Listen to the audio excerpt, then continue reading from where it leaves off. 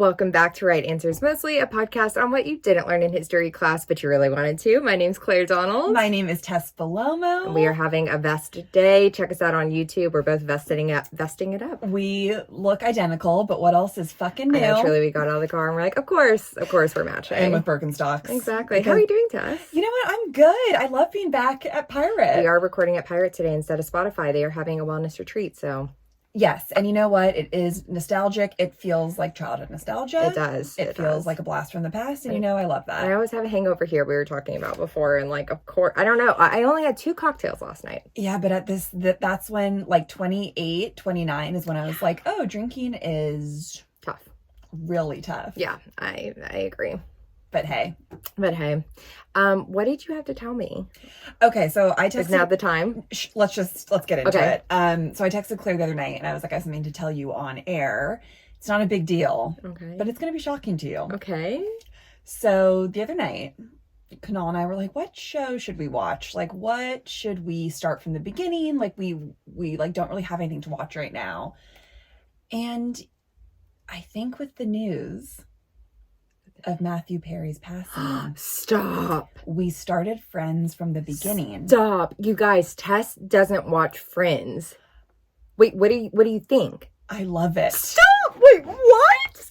Stop. I found myself being so surprised at how smart and witty and like I always assumed sitcoms just equaled like trash and like cheap and like a cheap laugh. No, Tess, it's so funny. It will like make you laugh out loud. Every like 2 seconds can all be like, oh my God, look, she's giggling, she's laughing out loud. What made you, did you watch it before? I've probably seen 20 episodes my whole life. Like very like. Which is kind of a lot. Which is a lot, but like doing something else. Like it'd be on in the background and I would be like cleaning or like something like that. Or like at a hotel, it's always on. So I'd be like, I guess I'd watch Friends. But I never gave it a chance because I just had this like stigma with a sitcom. Oh, Tess, it's so good. And so we're on episode 7. Oh my gosh. And I'm just like, you know what? What a treat. And like, I am so sorry for how rude I was for so long. And like, once again, like how I watched Harry Potter last year and then had to issue an apology. I'm going to issue one now. We love to see evolution here. We love to see growth here at Right Answers Mostly. It's just a lesson in like, I'm so stubborn about certain things that like I have this context of like how I thought about it when I was like 15. Oh, it's so funny. The Thanksgiving episodes are all so good and I love to watch them this time of year. Also, you have to watch the one with Brad Pitt on it. It's so good. I've seen that one. Oh, it's so good. Ross is my favorite character. Ross is my favorite character. Ross oh my God, and Rachel. we're talking about this. I'm so sorry as we're screaming. Ross, Rachel, and Phoebe are my favorite characters. Same. I mean, obviously, like I love all of them, but those 3 are my favorites. I feel the exact same way. Some people really hate Ross, by the way. That's what Kunal said. I love Ross. I think he's hilarious. His like physical comedy and his like dopiness of kind of always like life isn't like working out for him makes me want to sob, and it's just so good. It's so good. I'm so pleased. I knew that you'd be happy. Wow. And I welcome this into my life right now. And my least favorite character is Monica. I'm not gonna lie. Yeah, she takes some more. I mean, she's more of the straight man than like the rest of the people are, and the straight man always gets the short end of the stick in comedy a little bit. That's true, but God, she was gorgeous in the 90s. Stunning, and she actually is a great comedic actor. She has great timing. They all have amazing timing, and I like all of them. I just would say Monica's probably my least favorite. Oh, I can't wait for this journey. I know. I can't wait to watch together. Wow. Oh, I know. I'm happy to be here. We're happy to have you here.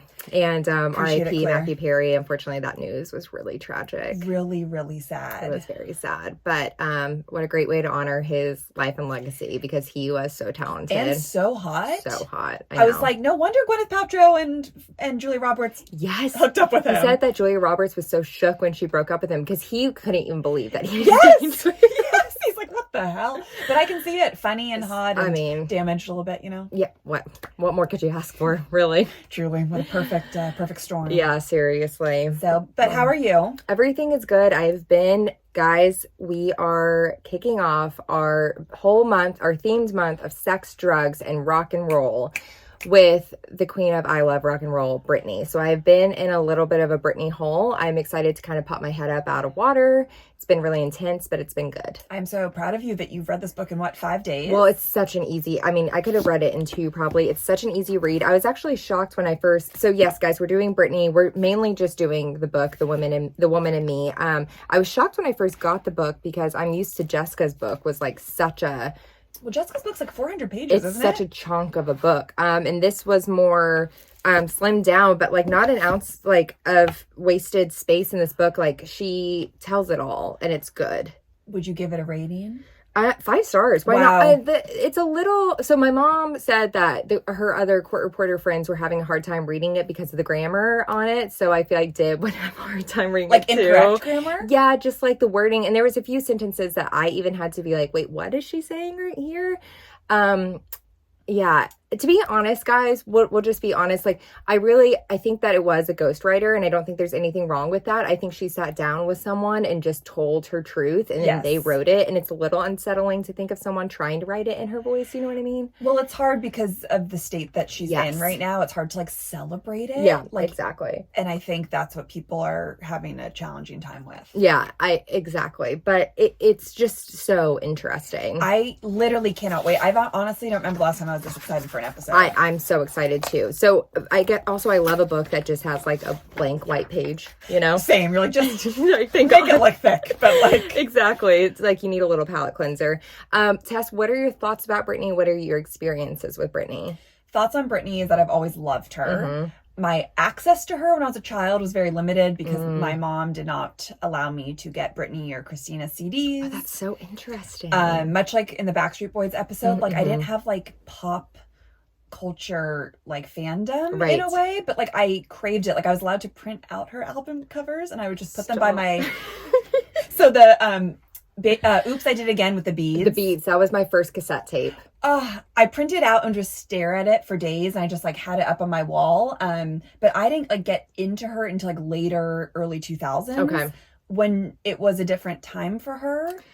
Yeah. So I always like idolized her, and I saw her in high school during her circus tour in 2008. Yeah, she was under the conservatorship at that point. And you could tell. It's so sad. It was like, with Love and Light, it was one of the worst concerts I've ever been to because she seemed so unhappy to be there, which is so valid. Right. I would be too, that she's kind of was like holding up like a middle finger to everyone. Right. It wasn't like her choice to be there. No. Yeah. That's amazing that you got to see her in concert. That's really special. It was cool, but I just remember being like, why is she so unhappy? Yes. We didn't know. Everyone was just like making fun of her. I also loved her. Like I said, I think she was my first cassette tape. I remember my cousin Sage had the Christina Aguilera one and I had the Britney Spears one. And my sister was always really obsessed with her. So I was super into her. But yeah, I going back, I'm like, when was the switch? Like, what did we know? What did we not know that was going on? I know. Was the switch like kind of K-Fed?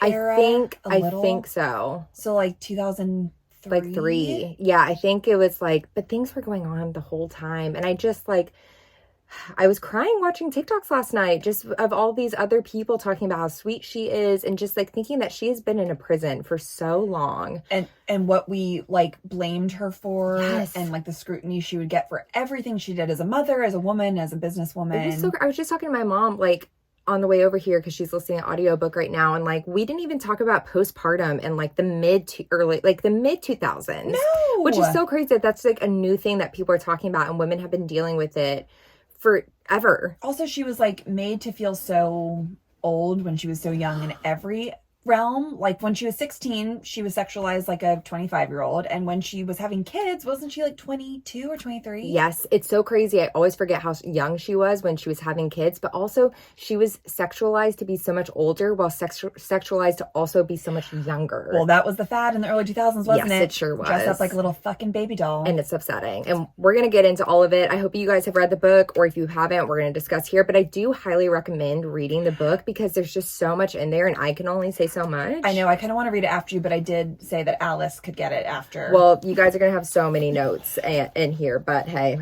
it's like I'm reading the book with you. I love it. So I love that. All right, let's get into it. Britney, The Woman and Me. So first, she dedicates this book. She says, "For my boys who are the loves of my life." And that is true. Already going to cry. I know. So she opens the book, chapter 1, by saying, like, already setting the stage, saying that disagreeing with her parents was never permitted in her house. Like, no matter how bad it got, there was an understanding to stay mute. I thought that was really interesting that that's how she opens it. That's some Louisiana, like Southern shit. It's like kids are to be seen and not to be heard. Jesus. Yeah. So she was born in Mississippi. Can you guess her sign? Do you know her sign? Okay. I don't know her sign. Is she a Leo? She's a fire sign. She's a Sagittarius. Okay. Very good with the fire test. Okay, thank you. She was born on December 2nd, 1981, in Mississippi, but they moved to Louisiana, to a town that's extremely small town vibes. Like, all the doors are left unlocked. Social lives revolve around church and backyard parties. And she said everyone knew how to shoot a gun. So, hey. Put that on your resume. Yeah. She grew up in like a little brick house with green striped wallpaper and wood paneling. As a girl, she went to Sonic, rode go-karts, and played basketball, and attended a Christian school. And just like the Sonic and the go-karts of it all, like, reminds me of my childhood so much. You are a Sonic girly, aren't you? I mean, if you're from like the South and Midwest, of course you're a Sonic girly. That's like, what's it equivalent to again? I don't even know what you would equate it to, because you drive up and people like sometimes come out in roller skates, and there's like so many different drinks that you can. You're supposed to tip more if your server's in roller skates, because that takes skill. Of course. But that's the body. Yeah, you would get like a Route 44, which was 44 ounces of just like a slush with nerds in it. Yum. It was so intense, but it was gorgeous. So her whole childhood was singing. Like, to her, singing was spiritually. She said she was able to communicate purely from singing. And we see from a young age that she wanted to be taken away from the everyday world, and like kind of escape even from a young age. And I think that's really interesting that she talked about like needing to escape from a young age. Yeah. So tragedy. Let's talk about family trauma. Let's talk about it. Because it runs deep in this family. Let's get into it. So on her dad's side, her middle name, Britney Jean. Yes. Which is such a Southern. Britney Jane. So Southern. That comes from her paternal grandmother, Imogene, who went by Jean. And her husband's name was June Spears Sr. June is a man. Okay, I kind of like it. Jamie, her father, is also a man. Oh, yeah. So, okay. I mean, gender's a construct. It sure is, but I wouldn't expect this family to be like, you know what? Let's try to like mix it up a little bit. So true. Well, June Spears Sr. was a piece of shit. He was very abusive. So June and Jane, one of their babies, one of Britney's father's siblings, dies at 3. This says 3 years old. I think I meant to write 3 days old. Like, I think it was a newborn baby that died. Oh my God. And June obviously went into a depressive state, and Jean sends her to a mental institution. Yeah.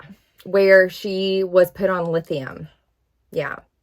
And in 1966, when she was 31, Jean shot herself on her infant son's grave just 8 years after his death. And Britney's dad was 13.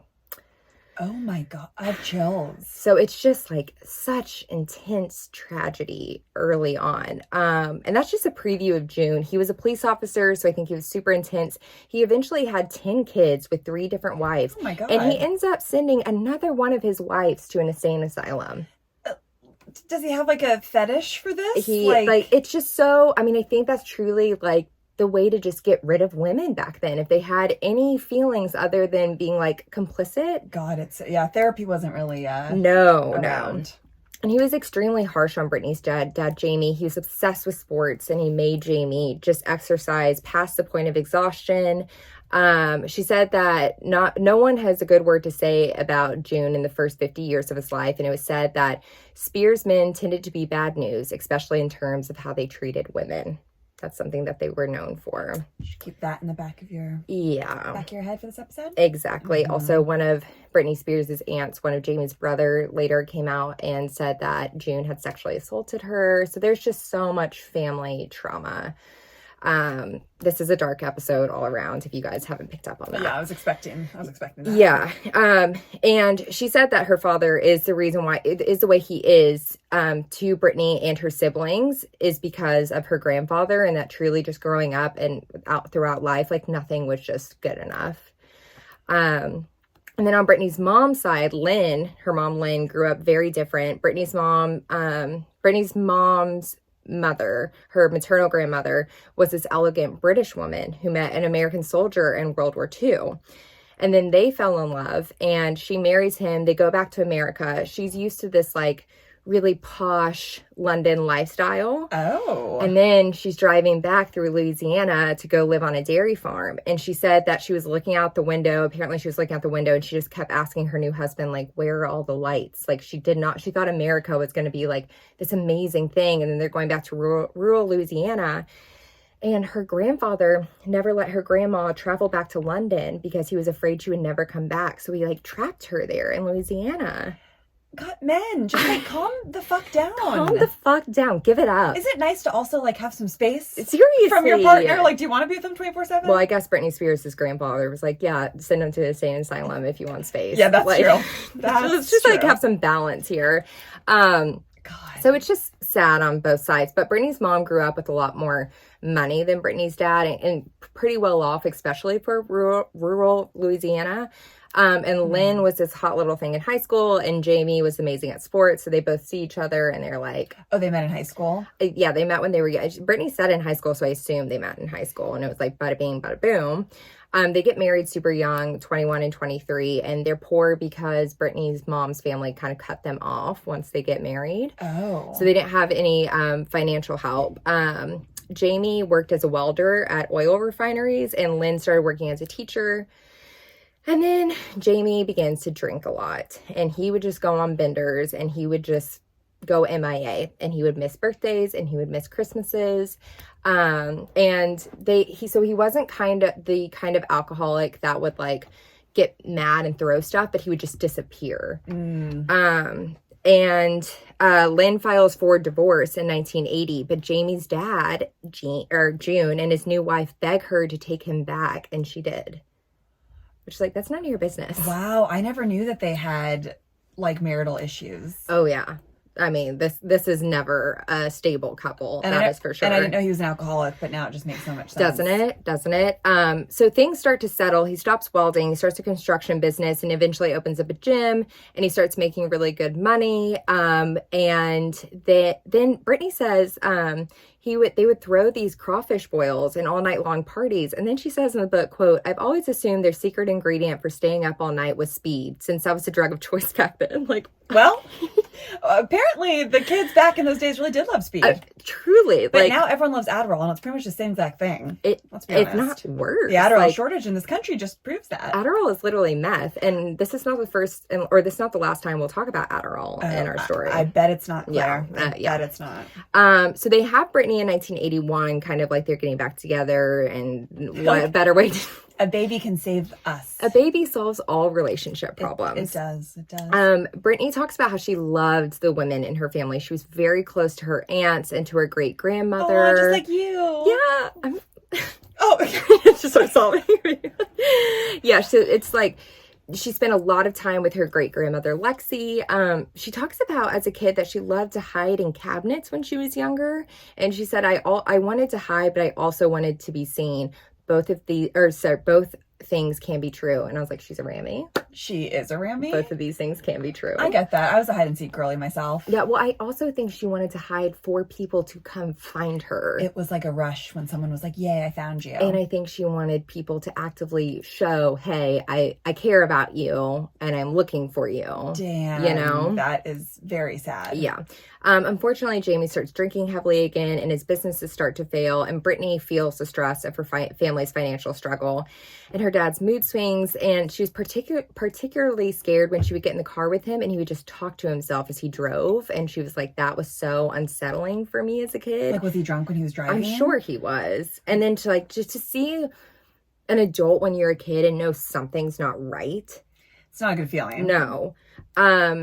And she says now, like, she really does have so much grace for all these assholes that are in her life. She says now, like, I see that my dad was self-medicating after the abuse from his father, but at the time she had no idea, like, why he was so hard on them, and she just wanted a dad who would love her, like, unconditional love, and she just said that was never the case in her household. Oh. Yeah, and he was even harder on her brother with sports, her older brother Brian. He was abusive with Lynn. She talks about how she would wake up to her mom just screaming at him in the middle of the night because he was so drunk that he couldn't talk. And Britney would get out of her bed and leave her room and just beg her to stop yelling at him. And she was like, can't you see that he's sick? Like, just feed him and go to bed. And she's like, it makes me feel sad now that I was more mad at my mom, even though my dad was the one causing all these problems. Well, that is a common thing in childhood too. It is. With parents. It is. But in spite of all of this, like, Lynn was able to pull things together, and in the day, their house was the house that all the kids' friends wanted to hang out at. Like, they had the cool house, and also all of Lynn's friends would come over, and she said her mom was a typical young Southern mom who had her friends over and gossiped and smoked Virginia Slims. And Britney said, those are the same cigarettes that I smoke now. I mean, we love a Virginia Slim. Or no, what am I thinking? Capri. But is that like the same kind of thing? It's like the skinny ones, yeah. Not like we smoke. Yeah. But we're knowledgeable about the world. But I have tried one. Culture. Exactly. We're like from Paris, you know? Of course. Can't you imagine like a Virginia Slim and like long fingernails? Red fingernails. Of course. It's gorgeous, honestly. It really is. But Britney loved getting attention when she was younger. She was always a little entertainer, singing and dancing when the adults were around. She would like try to break up their attention. It's little sibling energy, like to a T. It's also child of an addict energy. Totally. This is going to be an intense episode. I'm just like, see some similarities. We're all on this ride together. We really are. It's a healing episode. Wow. And so, like, around this time, she would start singing, and she took dance lessons and gymnastics lessons. She starts winning competitions all over the region. And also at this time, Jamie Lynn, her little sister, was born. And again, if you put this together, Jamie is her father's name, Lynn is her mother's name. Like, get more creative. I think we've talked about this before in some episode. We have, with Jamie Lynn. It's fucking bizarre. It's weird. Also, side note, when I saw Crossroads the other day, when Jamie Lynn plays the younger version of Britney, I forgot about that. The entire theater booed and screamed. Like, Jamie Lynn is the villain in this story. She's not the villain, she's a villain. Oh, I understand. I agree. It's disgusting. It was actually very funny. It's so sad. I can't imagine turning on my sister in the way that she has. Literally when everyone fucked her over. And also, Jamie Lynn, you are where you are because of your sister. Yeah, you think you could have been on fucking Zoe 101 or whatever that was called? No, you couldn't Trash show. I'm going to say it. Trash. Oh, I loved it. As a kid, I was like, this is what high school is like. I mean, that is true. And then it's not, guys. Just so you know. Sure isn't. But anyways, and Britney was obsessed with Jamie Lynn when she was younger. She was like her little doll that she just played. I mean, it's her little sister. And she was very cute. Her. She was cute. I mean, they looked a lot alike. Twins. Yes. And then Britney's parents set their eyes on bigger prizes when they see an advertisement for auditions for the Mickey Mouse Club. Let's talk about it. Well, she auditions at this time, but she doesn't get it her first time around because you had to be 10 and up, and she was 8. She even says she was 9 in her audition, but they were like, still too young. You're great, but you need to come back a different time. However, the casting director was like, you should go to New York City, and he connects them with the talent agency. Britney auditions for them, and they sign her. She said she was a little girl with big dreams who wanted to be a star like Madonna, Dolly Parton, and Whitney Houston. She's a Grammy! She is a Grammy! Oh, we knew it. We love it. But she said, I had simpler dreams too, dreams that seemed even harder to achieve, that felt too ambitious to say out loud. I wanted my dad to stop drinking. I wanted my mom to stop yelling. I wanted everyone to be okay. With my family, anything could go wrong at any time. Only while performing was I truly invincible. She's so young to be having these worries. It's not fucking fair. God, it's not. She goes on to be a contestant on Star Search. She sings a Judy Garland song, which I was like, this again, a Rammy. Oh my God, truly. She has listened to her catalog.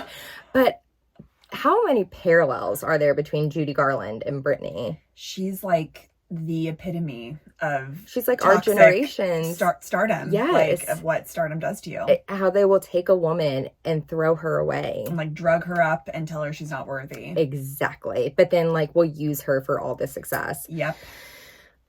So she gets an understudy role on the off-Broadway musical Ruthless. And the other understudy was a talented young actress named Natalie Portman.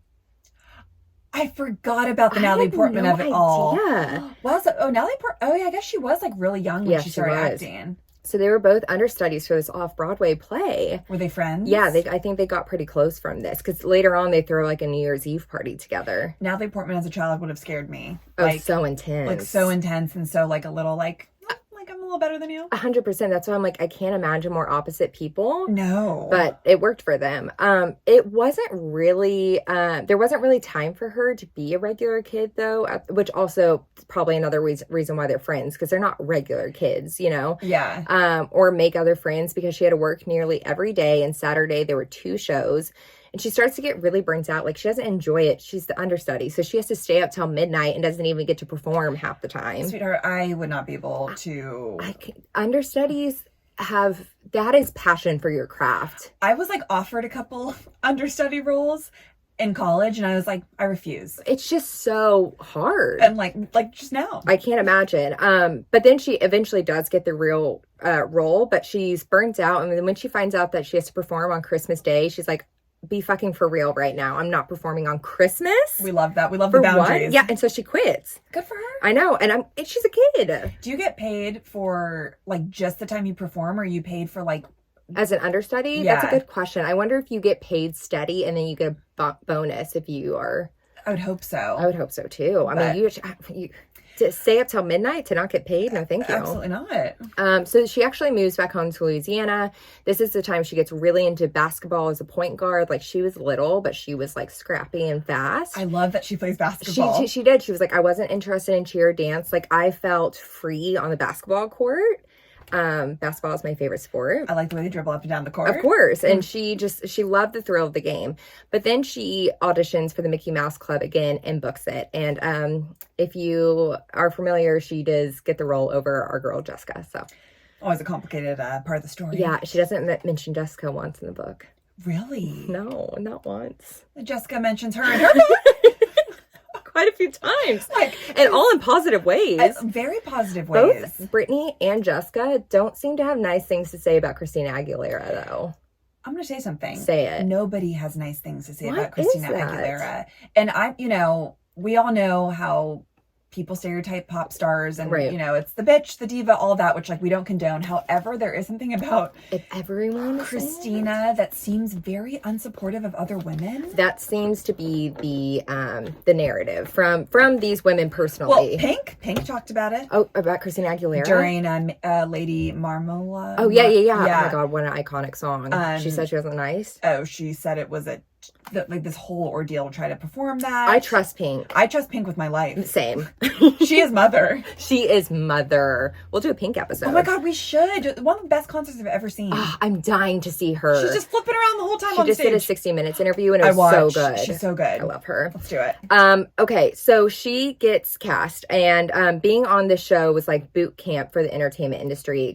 Extensive dress rehearsals, singing lessons, acting lessons, time in the recording studio, and school in between. Ugh. And she said that the cast broke off into cliques like right away.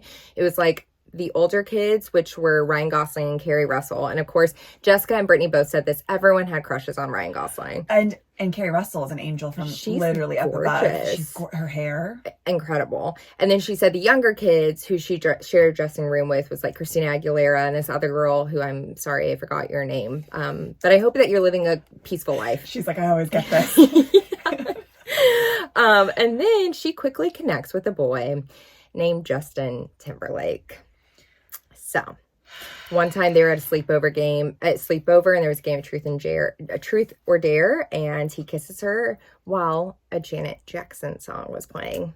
He's like, oh, the 2 women's lives who I will ruin. Say it, Claire. Talk about it. The way this man has capitalized on these women's career, on ruining these women. And has never owned up to his part in any of it. Nope. Is disgusting. We have a whole Justin section, so we'll save it for that. But just know that. Okay, I'll stay in a happy place for now. Exactly. To be fair, his family actually does seem quite lovely, and she has good things to say about it. Britney's grandmother actually dies around this time, and her mom can't afford to fly her, Britney and Jamie Lynn, back home. So Justin's mom covers the fare for her whole family to go back. That is nice. That is nice. That is kind.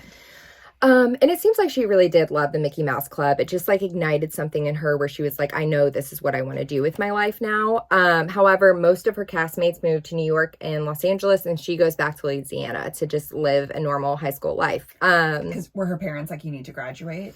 No, I think that she was actually like, I just want to go back home to Louisiana for right now. Okay. And she said that things go back to the closest thing of normal in this family. Tess, this is crazy. For fun, starting in 8th grade, her mom and her would drive 2 hours to Biloxi, Mississippi and drink daiquiris, drink cocktails at the beach. And then she said at the time she loved that, to go drink with her mom, and the way that they drink was so different because they didn't become depressed, but they became happier and more alive and adventurous. She's 13 years old. Also, like, Jamie Lynn is just like a baby tagging along with them. And then like on the way up to these trips, as they would drive, Britney would sip on White Russians. And she was like, it tasted like a milkshake. Well, yes, White Russians are delicious. The next day is tough, but delicious. We remember when we had 7 of them. Oh my God, that was so disgusting. Like, tastes like chocolate. Yeah. It's not chocolate. It's not chocolate, and beware. But yeah. Well, so that is dark. So dark. And then she goes on to say, my sister and I have matching bathing suits and matching perms. Now today it's basically illegal to give a little kid a perm, but back then in the 90s it was just cute as hell. I'm like, honey, it's not the perm that's illegal. It's the 13-year-old drinking cocktails. Literally, for your mom to be ordering you an alcoholic beverage might be, would she like not? I guess they didn't I don't know. Like, I don't know if they snuck it. She like didn't explain. This was in like mid-90s, so like who knows what was going on. Who knows? Also, like, just some beach bar in Mississippi. They're like, we're not going to ask questions. Yeah, they're like, she'll like it. Yeah, it's sweet. You'll like it. So by the time she's 13, she's drinking with her mom. Her mom starts letting her drive. So she's also driving around, and Britney starts smoking cigarettes with her friends. Her friend's older sister gave her her first cigarette, and she says she felt so high and thought, am I going to die? Is this feeling going to go away? When is this feeling going to go away? And I was like, that is the classic first cigarette feeling. God, but she's like 13. She's literally 13. When did you have your first cigarette? I think probably like 19 or 20. I was like 18, like when I could. I like went to the liquor store and bought one, but like same. Even then I was like, what is that first feeling of like this, I'm gonna die right now? I mean, feeling. It's like the rush, the head rush. The head rush is crazy. And she said right after like all of that settled, she was hooked, and she was like, I need another. Which they say like cigarettes are so addicting. That's never been my journey with cigarettes, thankfully. I was just thinking about this the other day. I was like, I've never felt like, and I've never had a cigarette soberly either. It's always been like after a few cocktails, you know, like if someone has one, I'm like, oh, let me like bum one off of you. But like, there's no greater rush than seeing a housewife smoke a cigarette on Real Housewives. I'm like, who? Oh, LVP. Kyle's done it before. All the New York women. Oh my God, of course. You know that Dorinda. Oh, Dorinda has a pack in her purse right now. 100%. Yeah. So she gets really into cigarettes. She starts smoking cigarettes in the boys' locker room with the 6th grade boys. And then she said she was very precocious when it came to boys. She loses her virginity to her brother's friend that was a senior when she was in 9th grade. So he was quite a bit older than her. And then she would just start to skip school with him. She said there was just something so beautifully normal about that period of my life. Going to homecoming and prom, driving around our little town, going to the movies.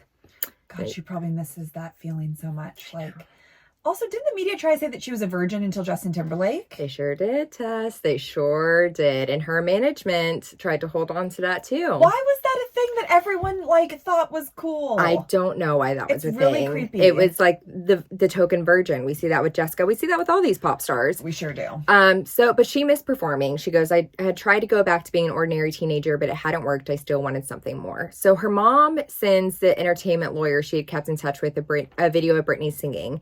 And he has Britney record a demo in New Orleans. He plays it for some execs in New York, and they love it so much that she goes to meet with the founder of Jive Records in New York. Jive Records, check out our NSYNC and Backstreet Boys episode, but stick with Britney, honestly. But just for our numbers, go check it out. Yes, please. So she goes to New York. He takes her around town to meet execs. She sings Whitney Houston's I Have Nothing. What range? Which, if you listen to not her pop version voice, it is incredible. She can do it all. She really can. She's just a special spirit that was bestowed with so much talent. It's Is so bestowed true. that right word? Anyways. Yeah. But she said she was just like in a room full of men in suits looking her up and down. She's wearing like a little dress and heels, but she just goes for it. And she gets signed to Jive right away at the age of 15.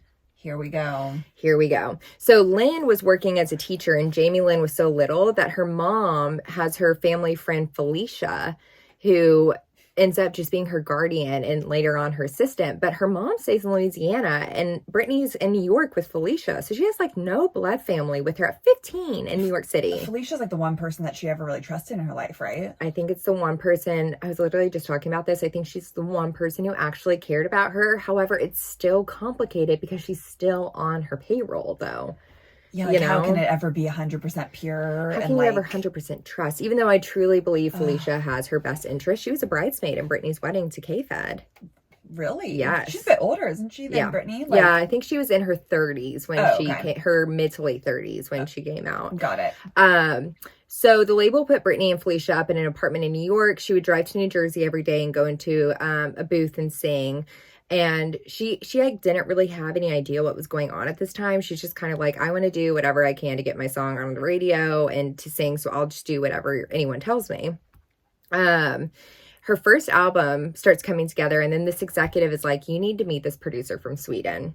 He's really good. He writes cool songs, and his name is Max Martin. Max Martin. What a creative genius. No kidding. Literally. We talked about him in NSYNC and Backstreet Boys. He's written some of the best pop songs of all times, you guys. He writes for like 1999 is Max Martin. He's on every song credit. Yeah, list. He is a genius, and I feel like he really got put on the scene though with Britney. And I'm like, we should do an episode on him too. Because I'm like, how did this man become so great? How do you know? How are you the pop genius? Like he is. He is. So Max Martin flies to New York, and him and Brittany have dinner, just the two of them. And she said that was so rare because usually she had handlers because of her age. It's a little weird because he's 10 years older than her. Yeah. But it was all innocent. Yeah. And they just like vibe right away. She said he was magic. And so she flew to Sweden and they start working together. But she was like, I barely registered the difference between Sweden and New Jersey because I was just in the booth the whole time. Like she never left. Her work ethic was crazy. Felicia would be like, you need to take a break. And she'd be like, I don't want to. Damn. But she said that like Max really understood her. Like the night before they recorded Baby One More Time, she was listening to that song Tainted Love, and she loves like the raspiness of their voice. So she actually stayed up all night to make her voice raspy, and it worked. There was like this graveliness to her voice. Yeah. And then she would tell Max like, I want more R&B in my voice and less pop, and he understood it and he made it happen. And she actually comes up with the concept for the video to Hit Me Baby One More Time. They wanted her to be like this futuristic astronaut, and she was like, no. Kids are going to connect with me if I'm like with my peers, and we should wear school uniforms, and it'll be even more exciting when we're like dancing. Iconic. She said that music video was the most fun part of making that album, and it was the moment in life that she had the most passion for music. Oh, that's so sad because she does so much music after that. She does like so much music after it. So she gets sent on a mall tour. When she's 16, the song was on the radio and the video was out, and suddenly she was getting recognized. And when the album was released on January 12th, 1999, she debuted at #1 on Billboard 200 chart, and she became the first woman to debut with a #1 single and a #1 album at the same time. Oh, the cover of that CD. She's so, that's when she's like on the ground, right? So cute. Yeah, with like the little red and like, the pink background. Yes. So cute. She was so happy, and she could just feel her life start opening up. She tours with NSYNC. She becomes a regular on TRL, and she gets to cover Rolling Stone. And the article is titled Inside the Heart, Mind, and Bedroom of a Teenage Dream. Is this when she's looking up and she has the phone in her hand? She has the phone in her hand and her brown underwear with the Teletubby. And she's 16? She's 16. The Teletubby is so fucking disturbing.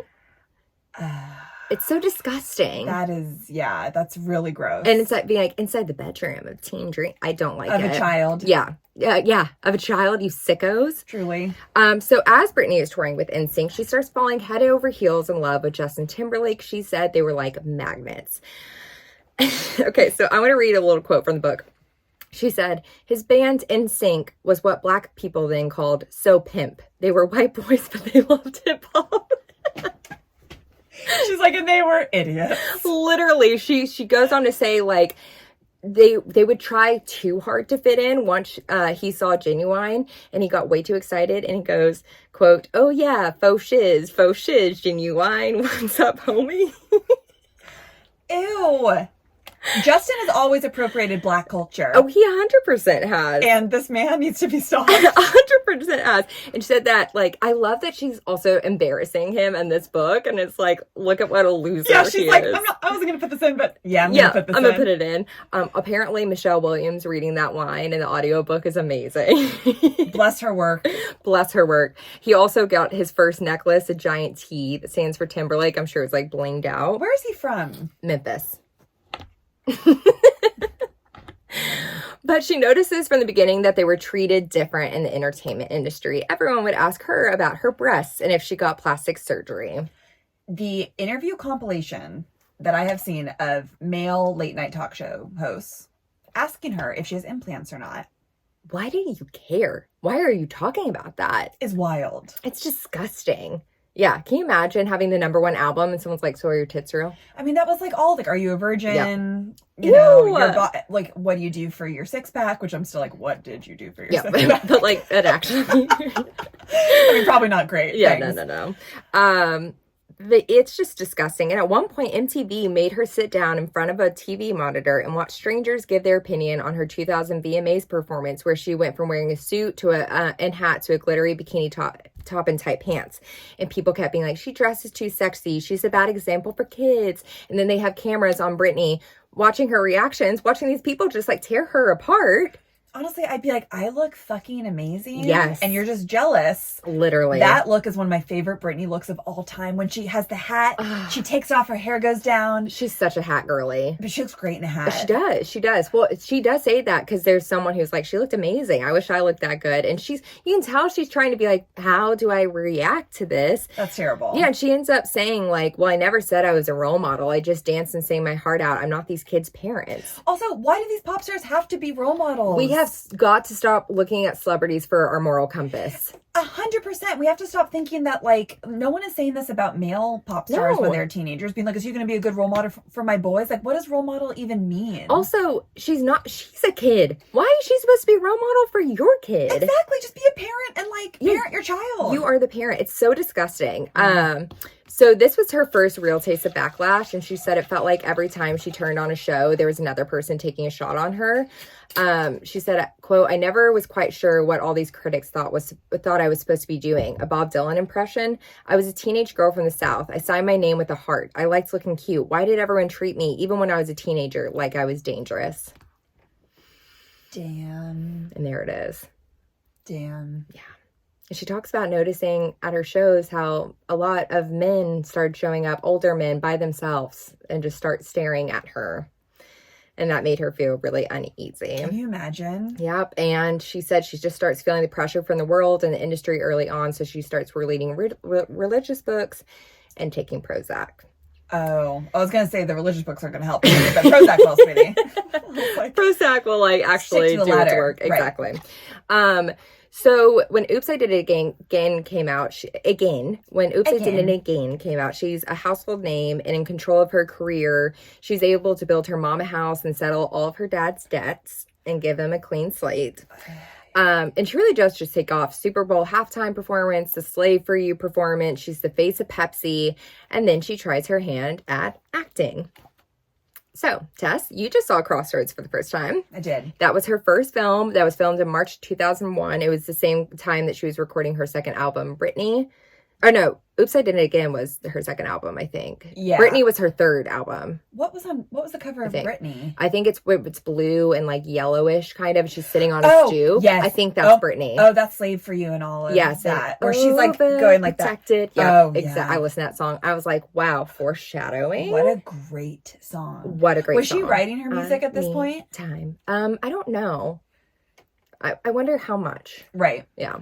Also, they didn't allow these women to write at all. They literally didn't. Okay, so she said her experience with Crossroads wasn't easy for her, and it wasn't because of the production.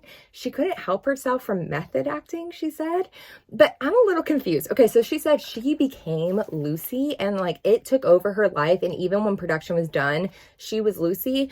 But Lucy's just like a teenage girl. Lucy, I'm going to say it. Say it. People aren't going to be happy with me. She has no personality. She is the most bland character for such a woman with star power to play. That is true. So that's why I'm confused when she was like, I was overcome. She said that even Justin was like, why are you talking like that? And all this stuff. And that she could not get out from underneath Lucy. But I was like, it's not like Lucy was an axe murderer. Like I'm confused. She became more soft-spoken and boring. I don't know. She just like, she said that there was a time at CVS, like 2 months after she was done filming with her friend, that she said she was finally like, it always happens at CVS.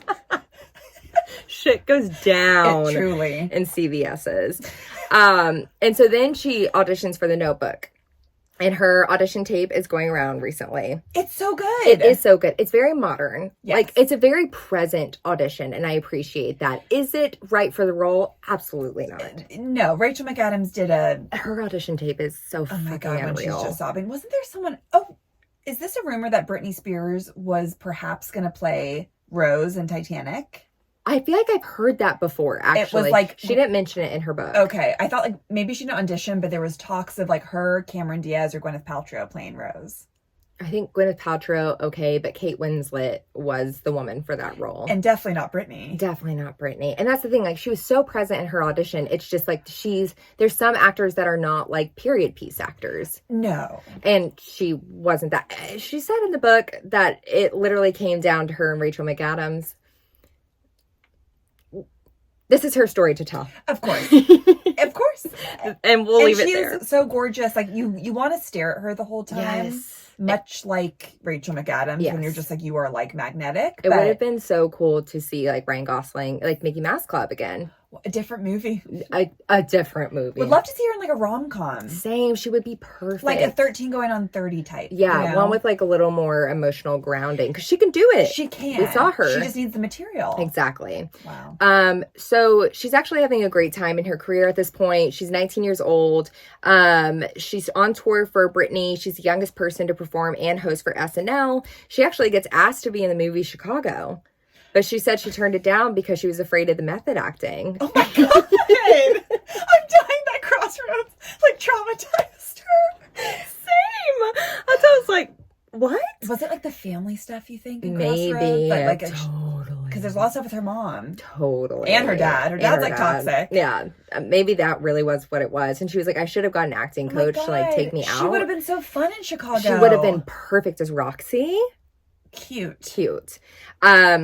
So she, let's see, where am I? Okay.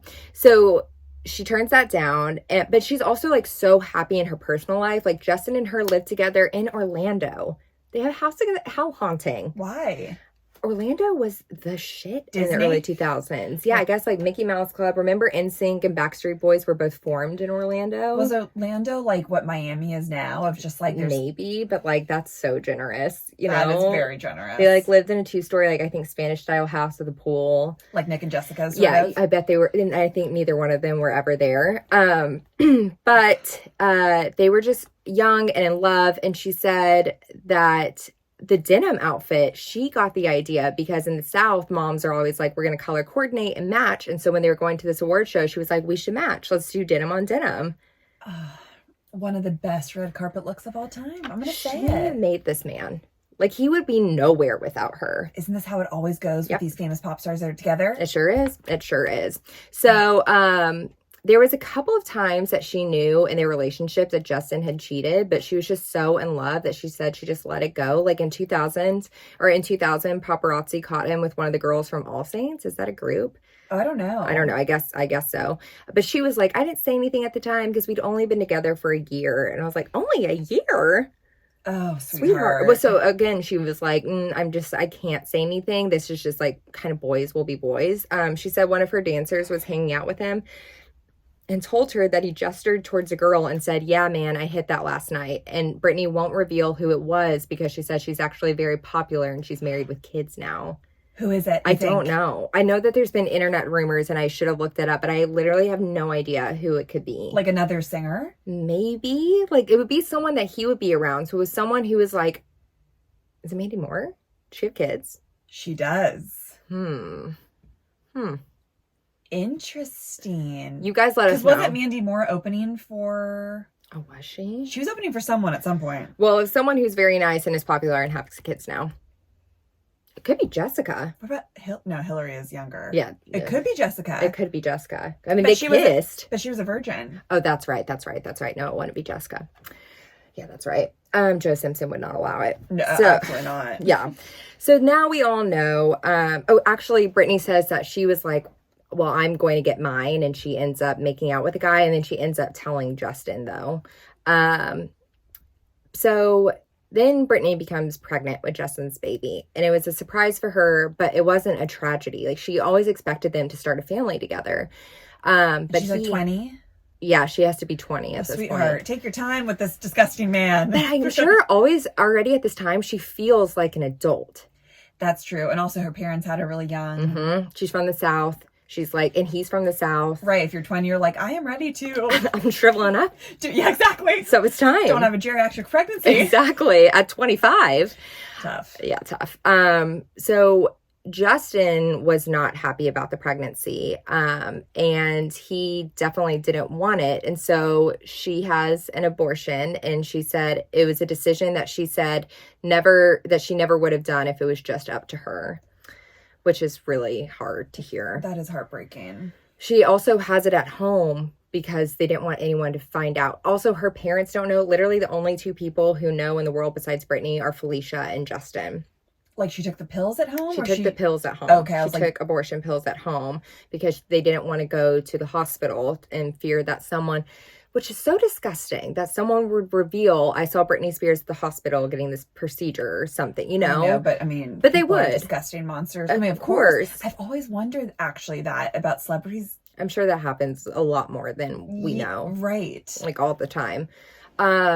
She takes the pills, and she said it was some of the most excruciating pain she's ever felt in her entire life.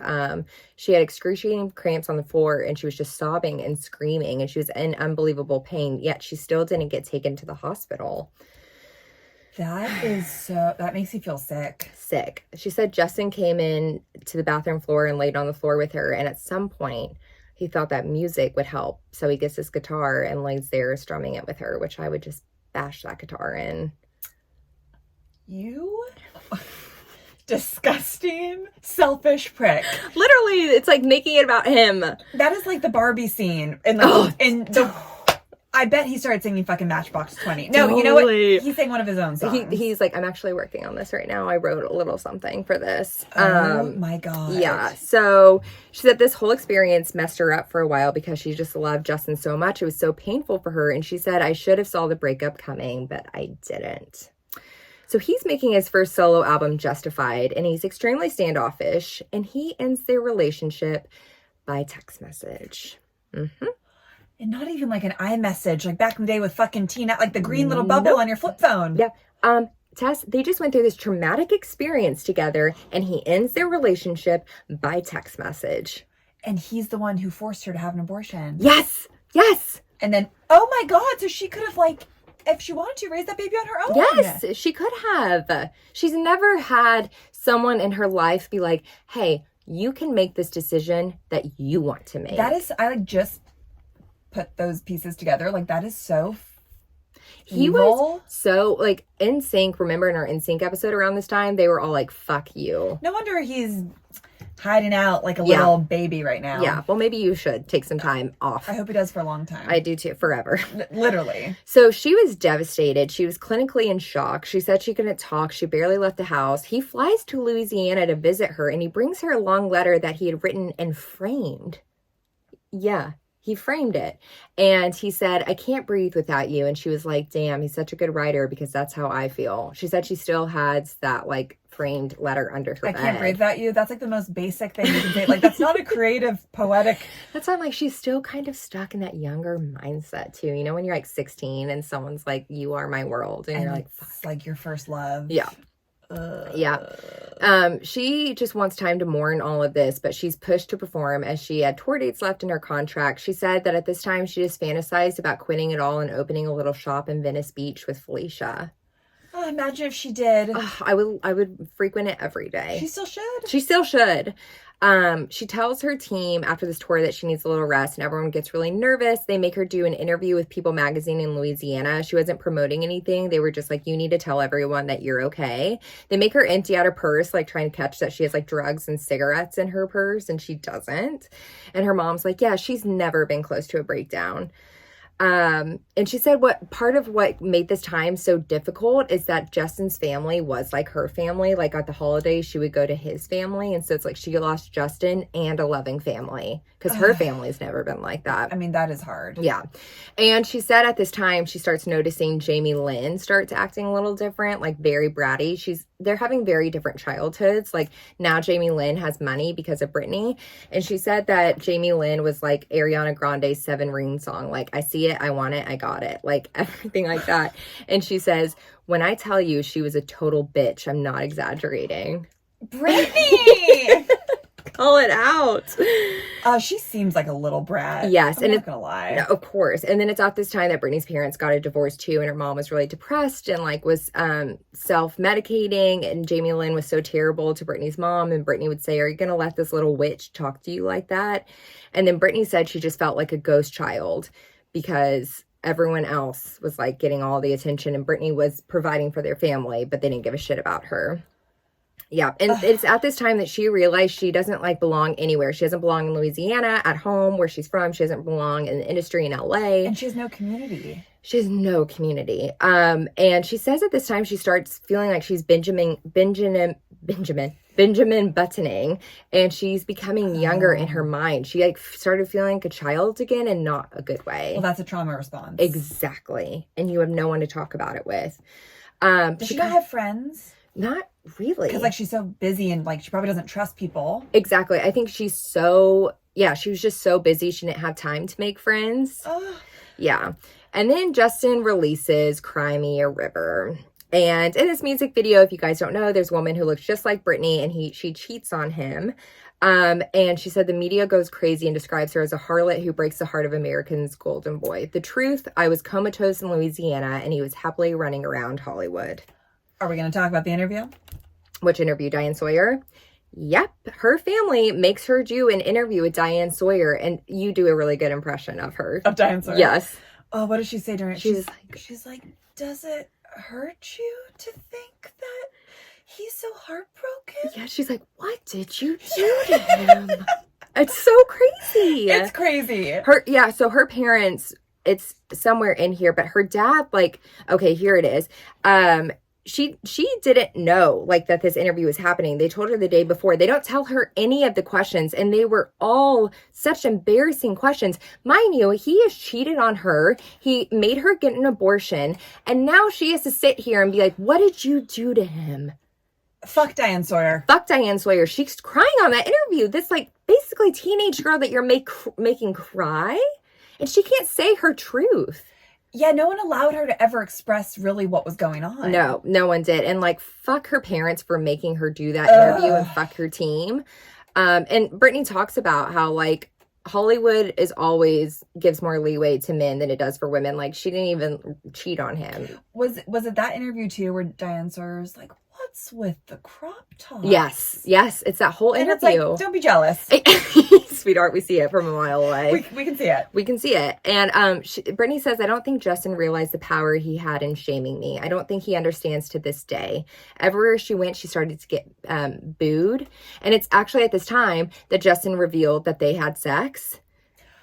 On Howard Stern. I don't know when it was. She didn't go into detail, but she did say like Justin revealed that they had sex. He said something of basically along the lines of like, yeah, fucked her, and then started laughing. It was like on like a radio show. Because it's interesting. You're like, wasn't she a virgin until Justin? So obviously she wasn't. She had sex when she was 14, but she actually comes to his defense for that.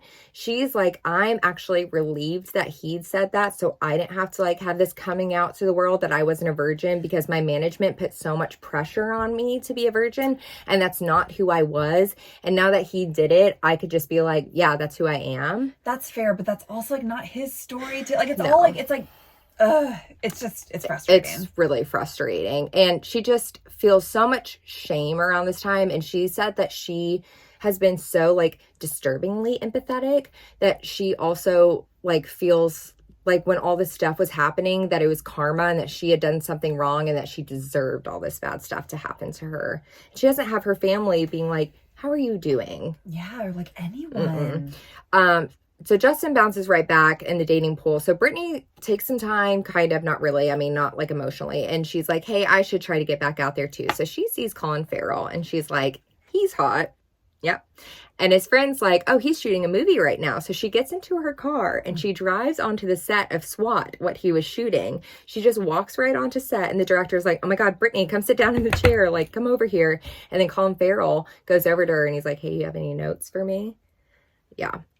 The sexual awakening I had when I saw them at the red carpet. They look like they're having the best time She's chewing together. gum. They look like they had just fucked. Well, she said they ended up having a 2-week brawl, and brawl is the only word for it. We were all over each other, rapping so passionately. It was like we were in a street fight. With his Irish accent. Fuck. He is like such a sexy man. So sexy. I love that they were together. I wish that they were still together. Me too. I mean, I don't know if he's like a good person or not. He's like probably pretty toxic. Like, who knows? It's a man in Hollywood, so we can only guess. Yeah. And I think we would guess right. Seems like he drinks a lot of whiskey. Yeah. He's Irish, so. Yeah.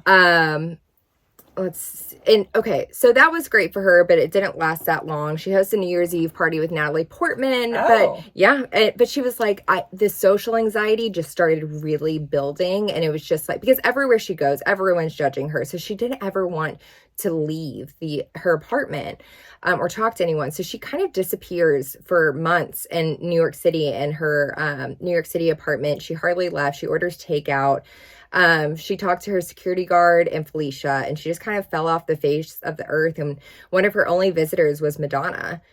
And Britney says that Madonna must have had this intuitive sense of what Britney was going through, and that she kind of mentored her through this time. And she was like, you need to take time out for your soul. Was this before? This was before In the Zone. Okay. So she needed the strength from Madonna, because she was like, my mom literally had no strength. Like, she let everyone walk over her, and that's how I was in my career in the beginning. So seeing Madonna being like this strong, badass woman, I took from that. Madonna was mothering Britney. Mother was mothering. Mother. And she said that they did the VMAs performance. She said that they only rehearsed it with an air kiss. And then on the stage right before, she was like, fuck it, I'm going to do it. Never forget the zoom in on Justin Timberlake with his lips just like, and just, he does that nod of like, all right, checkmate. I'm like, literally the raccoon gif right now. It's so good. It's so good. Guys, we'll post to Justin being so pissed off. It's so good. It like, I think that is my Roman Empire. That is my Roman Empire as well. Like, imagine performing for your boyfriend who made you get a fucking abortion, who broke up with you over text, and then you're making out with Madonna on stage. On stage, and everyone's like, she's an icon. The power of sisterhood. That's right. And she actually starts being like feeling more empowered, and she was like, I want to have a feature from Madonna on a song, because Against the Music didn't have a feature on it, and then she was like, Madonna, will you do this song with me? And she says it's still one of her favorite songs. It is probably my favorite Britney song of all time. It's incredible. It's so sexy and fun. It in the music video, you guys. It's so good.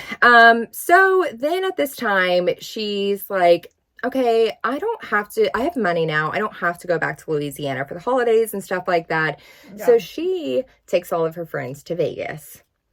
And she has, for New Year's Eve, Paris Hilton meets up with her for a little while. Very drunk, very fun. And then one night, one of her child friends was with her. And it's at 3 a.m. and she was like, we should get married. And so they go to the Little White Chapel and they get married.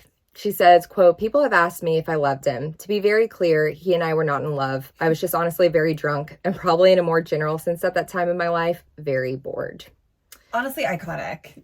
Good for you. If that's what you want to do that night, you're Britney Spears. You do whatever you want. She literally was like, I didn't really think anything of it. I thought it was just really fun. Her parents fly in the next morning immediately, and they are shook by it. She said they were acting like she started World War III, and they were like, you have to get this annulled right now. The marriage lasted 55 hours.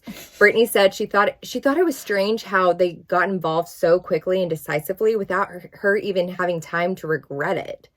And then she said that she realized that being under the control, she realized that her being under their control and not having a strong connection to someone else had become very important to them. What do I have over you guys? Why would someone else be such a huge threat? Perhaps it's worth mentioning by this point that I was supporting them financially. And there it is, Britney. And there it is. So, you know what's funny is like I remember that she did this, but I almost think of like Kim Kardashian's 3-month marriage as such like a bigger controversy because it's like 3 months. You're like, we're trying to make this work. This obviously was just a drunken mistake. Also, it's like, who cares? Or not even mistake, like it was a drunken decision. Yes. So like, exactly. It's like do whatever you fucking want. Exactly. Yeah, it's just sad. And I remember at this point people being like, she's starting to go crazy because she kissed a girl on TV and she got married in Vegas. Isn't she like 22 at this point? Yeah, exactly. She's what were we doing at 22? Like if crazy shit. Like, truly. And she's like accomplished, and she's still accomplishing so much. So let her get married in Vegas. Yeah, so this is a long episode if you guys don't know because we're in the middle of it, but hey, you're along for the ride. Britney's lives quite a life. She sure has. So she's craving some lightness and joy in her life, and the tour that she's on is like very dark vibes. And then she meets a man at a club named Kevin Federline. I thought he was her backup dancer first, and that's how they met. I thought that was like the story in the tabloids. Maybe they didn't want to say that they met in a club or something. I don't know, but she said the moment she saw him, there was a connection. And the first night they met, he held her in the pool for hours.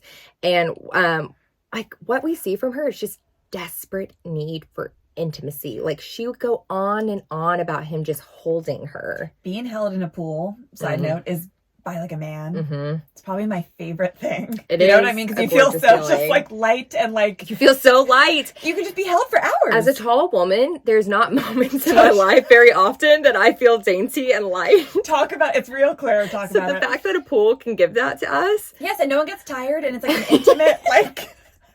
I understand it completely. I'm always like, if Kanal and I are in a pool, I'm like, hold me for an hour. Truly, just hold me. Well, Britney felt the same way.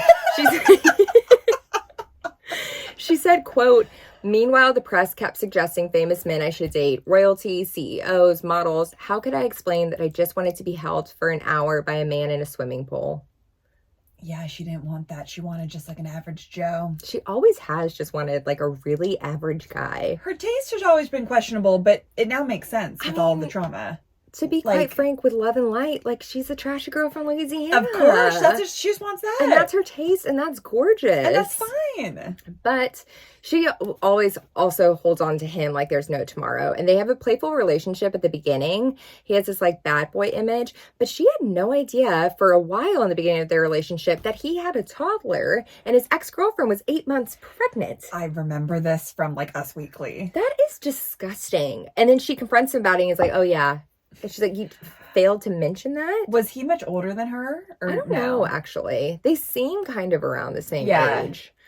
Well, so spring of 2004, she has to go back on tour, which she's dreading, but she's like, it can be tolerable if Kevin comes. So I wonder if that's when he like kind of becomes her dancer. Oh, that makes sense. She said, at least I just didn't have to go back to my room alone. Which just makes me so sad. She's just so alone. She just wants company. Yeah. And they filmed this thing called like the Tour Diaries together. Oh, I thought you were going to mention the reality show they had together. That's what it is. Oh, it was called, I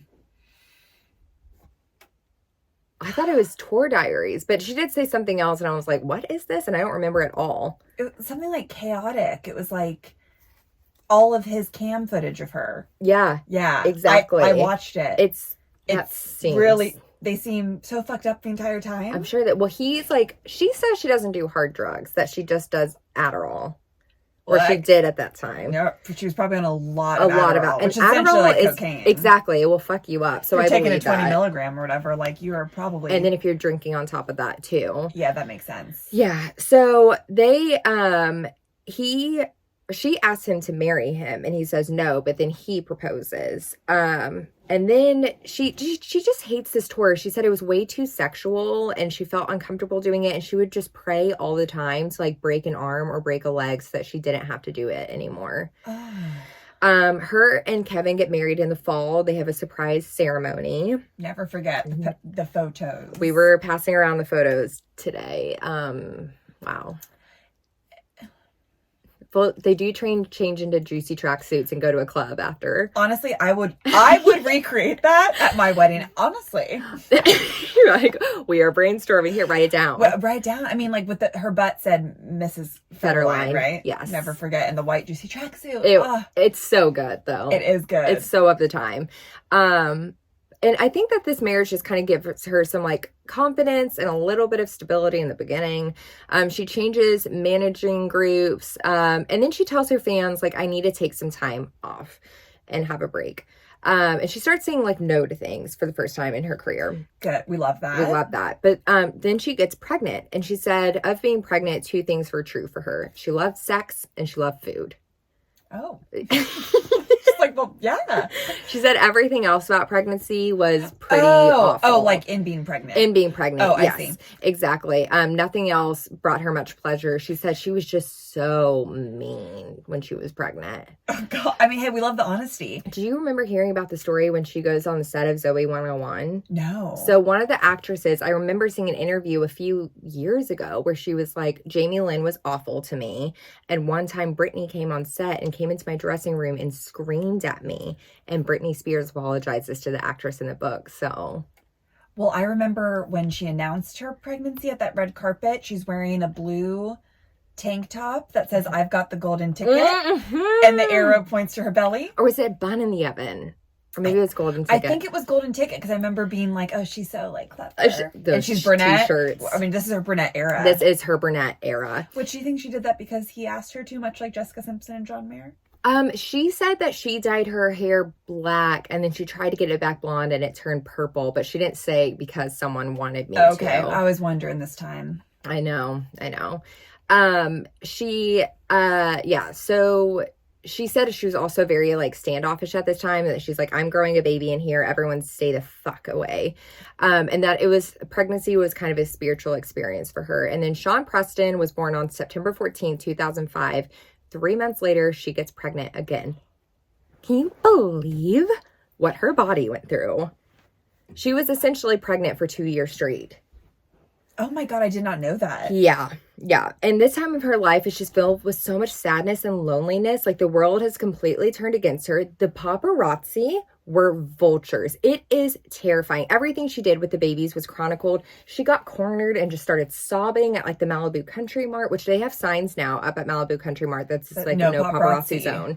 Yeah, well, they didn't at this time. And this is also the time where she's pregnant, holding her baby, and she's trying to get into a car. There's so many paparazzi. They say you can't go this way. She starts going around the car and she's holding a glass of water and her baby, and she trips. And it's a very scary moment. She didn't do anything fucking wrong. She tripped. She even says in the book, I was holding a glass of water and the water didn't even spill out of my hands. But everyone was like, you're a terrible mother. Look, the amount of mothers that it's drop their babies on their head, like, it's so normal, but they don't have the world watching. It's so, like, she tripped. We're all human. You're gonna make mistakes. And she said right after that, she was like, this is why I need a gun. And it's just like was such a feeling, I'm sure. And she was like, that probably wasn't the smartest thing to say, but you see in her face, you see when she trips, you know they're going to talk about me now. I will never forget just all of the covers of magazines at the grocery store that were like, is she the worst mom on the planet? These poor boys. And it's like, she was doing her fucking best. Yes, and you guys are chasing her. What is she supposed to do? You're putting her in danger. It's disgusting. And the headlines are also saying, like, she's gotten huge. She's not wearing makeup. And she said, quote, at what point did I promise to stay 17 for the rest of my life? Stay 17. Also, when you are pregnant, your body changes. Yeah. When you get older, your body changes. That's a beautiful thing. Yep. You're growing a human. It's crazy. Kevin starts really just checking out and smoking a ton of pot. And he starts working on his own music. And Britney, Britney, at one point, she literally says, he just really tried to be a real rapper, bless his heart. And when you say bless your heart in the South, then you know, honey. It's not nice. That's tough. It's tough. And she was like, he would hide away in the studio. She says she hates the smell of weed, by the way. It would like make her sick. She's not a stoner. That does kind of disappoint me. Yeah, but I think it's probably for the best, maybe. Actually, maybe it might calm her down. Yeah, but it goes either way for people. That's so true. It's so true. And thank God it does the, you know. Exactly. For us. She knows it's just not for her. So she would go to the studio. It was filled with like smoke, and she was also pregnant. So she's like, I can't really be around that. And also like anywhere she would go with him in the studio, they would make her feel like, what the fuck are you doing here? And it's like, that's Britney fucking Spears. Like, pay some respect. For Kevin's album? The reason why you're... Sweetheart. He's so absent. There's a moment that she talks about that they had a chef, which she was like, we couldn't have him too often because it was expensive, which I'm also like, you're Britney Spears. You should have a chef every day. But people were stealing her money, I'm sure, already. Exactly. But she was like, I had a moment after he made me a meal that I was like, I love you. Because she was like, someone was actually helping me in my house. And like, Kevin wasn't like that. And then she was like, maybe marriage is just like taking turns letting the other person just be really selfish. And she had to like keep giving herself pep talks like, he's the father of your kids, so maybe you just have to accept him on a deeper level than you would if it was someone you were just dating, even though he literally is just checked out of their lives. And he's changing before her eyes. He like brags to Britney about being at a party with Justin Timberlake and Lindsay Lohan. Do not mention him to her. I feel like he's so selfish. He doesn't even like and also he sees her as a celebrity and not a person. So he doesn't even put two and two together that that's her ex. Do you think he was in love with like her stardom more than her? 100%. That's so sad. 100%. That's like the father for fucking kids. Yeah. At one point he goes to New York to record. She goes out there with her kids. He doesn't let her in to see him. Yeah. And then he goes to Vegas and does the same thing. She can never get in to even say hi to him. He's like literally running away from her. He's also like not in his kid's life at that point. And she said, I just wanted a moment to be with him and to be like, what's going on? Like just to actually talk to him. His security guards that used to work for her were now working for him and weren't letting her in the studio. Yeah.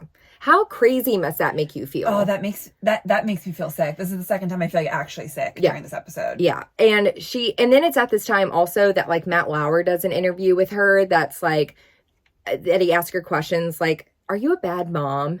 Is this when she goes, I don't know. I don't know. With the gum. Her southern accent and her gum chewing is so comforting to me. That is a tough interview. She's wearing that like pink shirt and the jean skirt.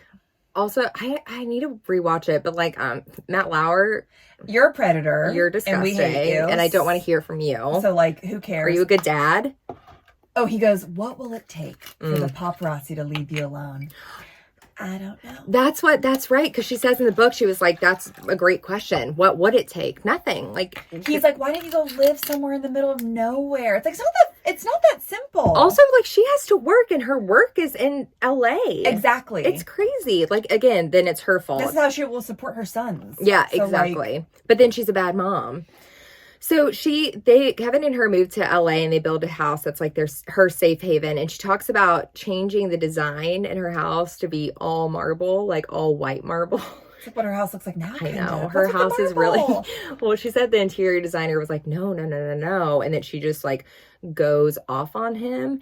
And she goes, it was my home and I bet it was my home and my next. I don't know. She goes, it was fucking beautiful. But I think I knew then that I'd become weird. Yeah. Oh. She's very self-aware. Like she was like, something's not right and I don't even know how to like communicate that to people or myself. Yes. And I'm sure she's also like, I see how people are treating me and that it's like they're weirded out by me. That makes me sad. Sad. And again, like her husband is like not even letting her talk to him. And it was her dream to give her boys the world. So she was very protective over them. She didn't even let her mom hold them for a while. Like, well, I wouldn't either. No, me that either. Woman. She's like, give them daiquiris. Like, just like, here's a White Russian in your bottle. And she said she starts Benjamin buttoning again with the boys being born. It was as if some part of her was also becoming a baby.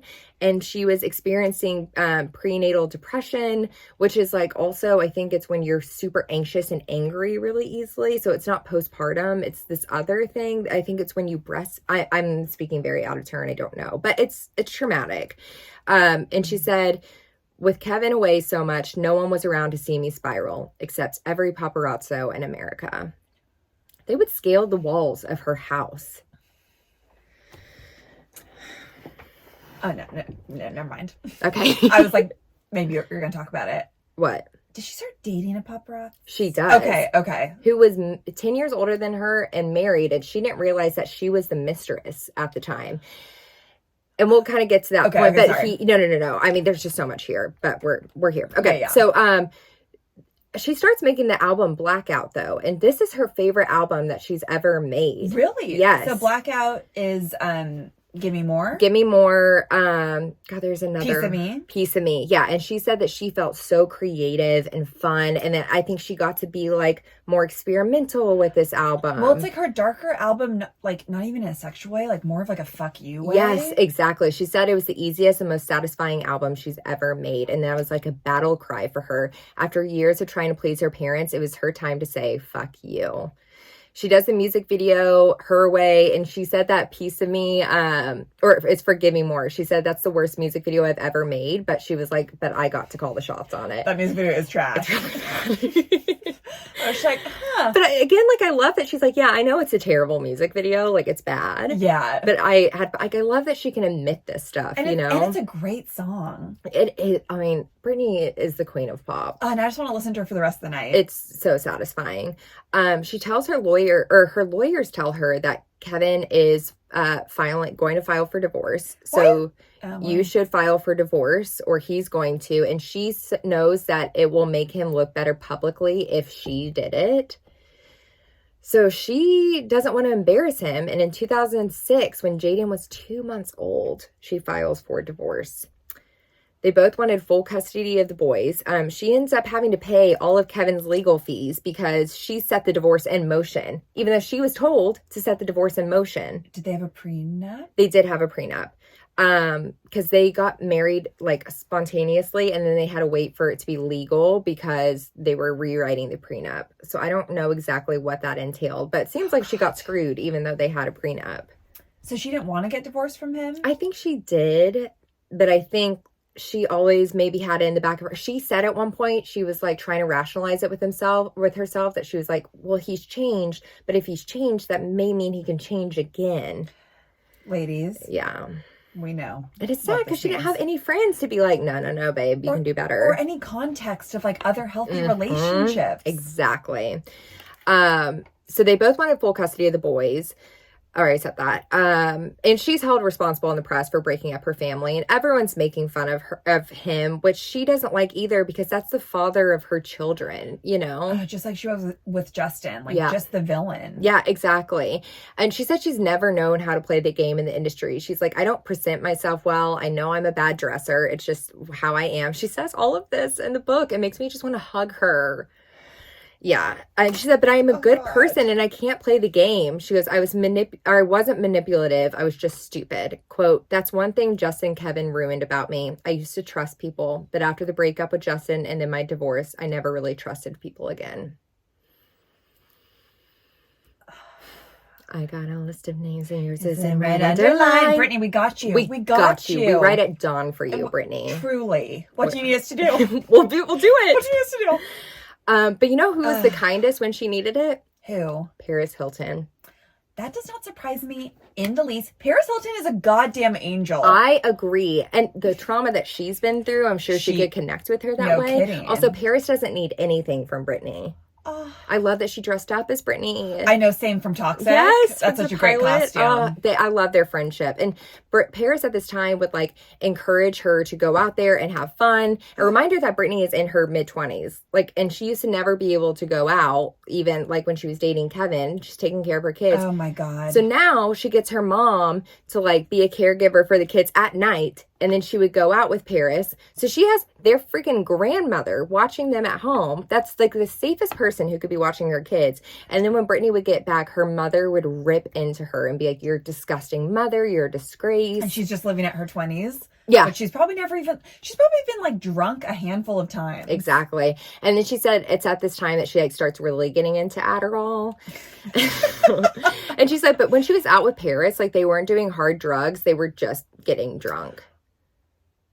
Yeah. I feel like a lot of celebrities will never admit doing cocaine. They never will. What is that? And I'm like, y'all are all doing it. If you were in LA in the early 2000s, you have done a bump of cocaine. A bump at the select. You did a bump of cocaine at 9 a.m. on a Monday. I actually always get irritated when celebrities like, I've never touched that stuff. I'm like, Same. yes, you have. Same. It's like, guys. And that's fine. There's no shame. But Sure, like, Jan. Sure, Jan. Yeah.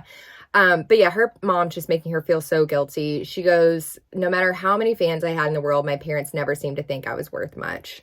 Well, they're sure paying for your entire life, so. Exactly. And then her kids gave her life meaning, but she started getting cut off from her friends. She says she starts getting weird again. She said she didn't know how to like sit down and be a mom because every like normalcy in her life had been stripped away. So she just didn't know how to handle it. She's really struggling with postpartum. And then Kevin tries to convince everyone that she's completely out of control and that he should get full custody. Yeah, I'm sure he did. Which is like, where have you been, Kevin? You want full custody? Where have you been? Like, no one trusts you and no one likes you. No. And she thought that he was saying that just to like, for the press.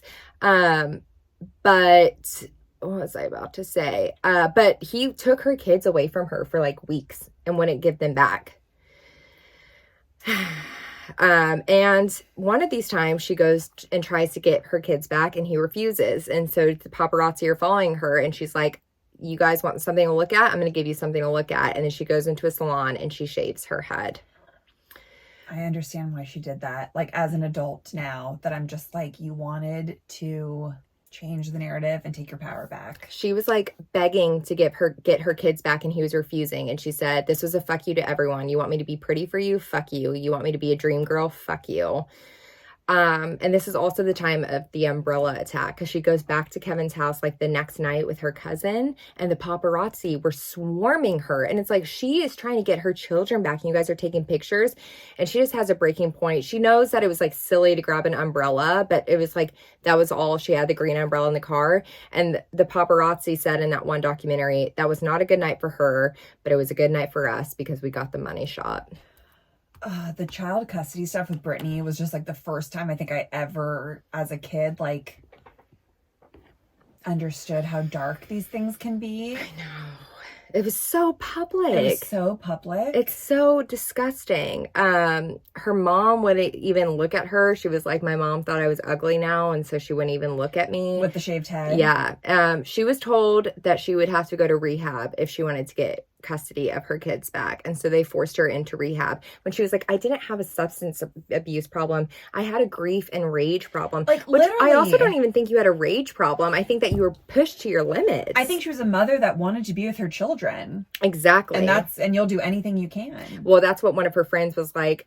I wouldn't have got a bad haircut if someone took my kids away from me. I would burn the city to the fucking ground. Literally, she did the most, like, she wasn't hurting anyone doing that. She wasn't doing anything illegal. But early 2000s, as we know, if you had short hair. It's so true. Speaking of Carrie Russell and Felicity, when she got a short haircut in season 2, the show like could barely go on.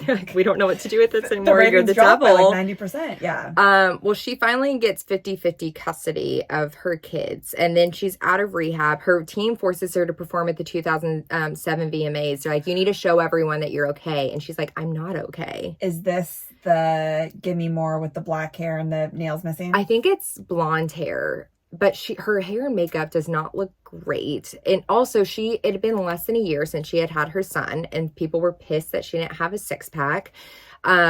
She didn't rehearse. She didn't sleep the night before. She's depressed. She's anxious. So the performance was not good. She said that she could see herself in the monitor, and it was like watching herself in a fun house. And right before she went on stage, she ran into Justin. Yeah, she said, you usually don't have one of the worst days of your life in the same exact place and time that your ex has one of his best. Everyone's making fun of her. Sarah Silverman says something like they're the cutest mistakes or something like that ever. And she's like, but I didn't hear all that till later because I was sobbing backstage. She looks so unhappy during that performance. Mm-hmm. Her management team quits, and a bodyguard in a custody court says she was doing drugs, but he was never cross-examined. Yet a court-appointed parenting coach said that Britney loved her kids and was bonded with her kids, and there was absolutely no sign of abuse in that home. But that didn't make headlines. And then one day in January 2008, she had the boys at the end, and at the end of the visit, it was like a handler had come, taken one of the boys in the car to take him to Kevin's, and then he came back to take the other boy, Jaden, and she ran into the bathroom and locked herself in the bathroom and was sobbing and crying, and she was like, can I please just have a little more time? One of the nannies it's like, okay, we'll give you more time. And then all of a sudden, a SWAT team in black suits burst through the door, and they take Jaden from her, and then they put her in a gurney and take her to a hospital. It's like full circle of her grandma, of just like the insane woman, and reject her and isolate her. Doesn't it seem like it's a horror movie? Literally. They release her before the end of the 72-hour hold. Her family doesn't even check in on her. And this is when she starts dating the paparazzi guy, and he starts to tell her, you should do what you want to do, but also, he's a paparazzi guy who's probably encouraging her. He makes himself seem so in that, one documentary on Netflix. I haven't seen that. He talks, the entire time. Ugh, I don't trust him. He makes himself just seem like this, hero of her story. And I'm like, yeah, I'm sure you had something in this for yourself. I mean, he was, encouraging, and she even said, she was like, I was being too much at this time. I was acting erratically, but I didn't do anything criminal. But, they would do crazy shit together for her to, feel something, and that's scary. Yeah. But they break up. And then Brittany's mom calls her, and she was like, you need to come over to the house because the cops are looking for you. And Brittany's like, well, I didn't do anything. She goes over to the house. There's helicopters. And then all of a sudden, it's like a SWAT team comes in, and they take her to the hospital again against her will. And this is when they file the conservatorship papers. So Jamie Spears, her dad, had struck up a very close relationship with this woman, Lou Taylor, who started a company called TriStar Sports and Entertainment. Trash, not for us. Not for us. She had no clients really, and she built her company off of Britney. Oh, good. Yeah, and Lou was front and center during this implementation of the conservatorship. Now, conservatorships are usually for people who literally don't have any mental capacity. They can't eat by themselves. They can't talk by themselves. They can't dress by themselves. Britney had just put out the best album of her career, and she was making a lot of people a lot of money, including her dad, who she found out took a bigger salary than her at the time. He paid himself $6 million while paying people close to him tens of millions more from her money. And you can have a temporary conservatorship too and do 2 months, and then once you get back on your feet. But right. Britney's dad didn't want that. He files 2 forms of conservatorship. One for the person and one for the estates. So the one for the person controls where they live, what they eat. There was 2 years where Britney's dad only let her have chicken and canned vegetables. I was watching one of the documentaries last night, and she would literally be to someone hey, can I have some sushi? And they're like, you're not having sushi tonight. It's too expensive. And you had that last night. He was also super intense with her about her weight. And he was would call her fat. She ordered a burger and milkshakes one time. Coming from him, that disgusting piece of shit? Coming from him. And they were like, we're sorry, we can't give you a cheeseburger. We're not allowed to. So they controlled where if she drove, they controlled everything the day to day. And then they also had a conservatorship for the estate, which is all of her money. And then a lawyer named Andrew Wallet was also in control of the estate, and he would eventually be paid $426,000 a year to keep her own money away from her. And she would be forced to pay upwards of $50,000 a year to a court-appointed lawyer who she wasn't allowed to replace. She was told she was not able to choose her own lawyer, and she believed that for 13 years. Her new lawyer eventually was mass murderers are even allowed to choose their own lawyer. Oh my God. Yeah. So Jamie, Lou, and then there's this woman called Robin, controlled everything that she did. Andy Cohen talks about an interview that he did with Britney one time, and people warned her he was there's this really strange woman, Robin, who does not leave her side. And she would whisper in Britney's ear and tell her everything to do and say. They controlled everything. They had phone screenings, and they saw all of her phone calls and text messages, even with her lawyer, which is so illegal. Right. Isn't that the point of having a lawyer? Exactly. And they screened everything. They controlled who she dated. And this security company followed her everywhere. It's like a prison. And while everything's falling apart for Britney, her mom is writing and promoting her memoir. Yeah. So again, like a conservatorship is in place because you're not like, you're supposedly incapable of doing anything. However, they immediately make her do an episode of How I Met Your Mother and then go on a grueling world tour. So it's like this woman can't do anything on her own, yet she's bringing in millions of dollars. Also, she's not like going off the... Also, the security company, anywhere she went, they would go in ahead of her and would make sure that nothing had alcohol or drugs, even Tylenol, and no one was allowed to drink in front of her. But she wasn't even like an addict. No, but they like just wanted to control her so much. And she's like, so then everyone felt super fucking weird around me. But that's the easiest thing, to be like, oh, you're an alcoholic. Make them feel crazy. Under Robin's direction, security guards handed her a pre-packaged envelopes of meds and watched her take them. And they told her, so she didn't know what medication she was taking, like her grandma, you know? Oh my God. Various times she tried to push back. Like when her father took her cell phone, she smuggled a private phone, but they always caught her. On the video footage I saw last night, her dad was like, give me your phone right now. And she's like, Dad, no. Like, it's like a child. It's scary. Is that on the music video set? Yes. I think she's wearing a black wig. Yeah, that's to womanize her. Yeah. I've seen that. It's upsetting. And you're like, when you watch it, like back in, you know, you're like, oh, like it's just like a little jokey, jovial relationship. Nope. No. She was like, maybe I was partying too much before the conservatorship, but then I went to being a total monk. And it's like, again, remember, like, male rock stars do whatever they want. They drink, they party, and they never have conservatorships. Yeah. That's like not that's also not illegal. That's so true.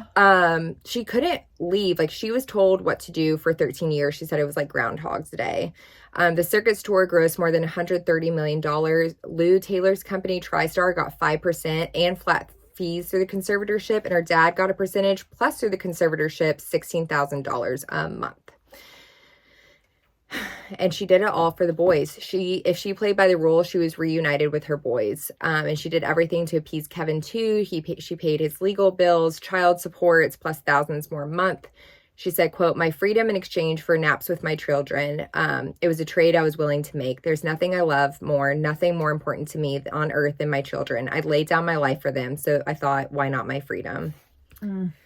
And she just becomes a robot during this time. She's like, I'll perform for you, but I'll be damned if I put my heart into it. Yeah, it's like punishment for all the people fucking her over. Exactly. And this is like what you saw on the circus tour. And now it makes so much sense. Exactly. And it's sad because she like really loved being a performer, and she got all of that taken away from her.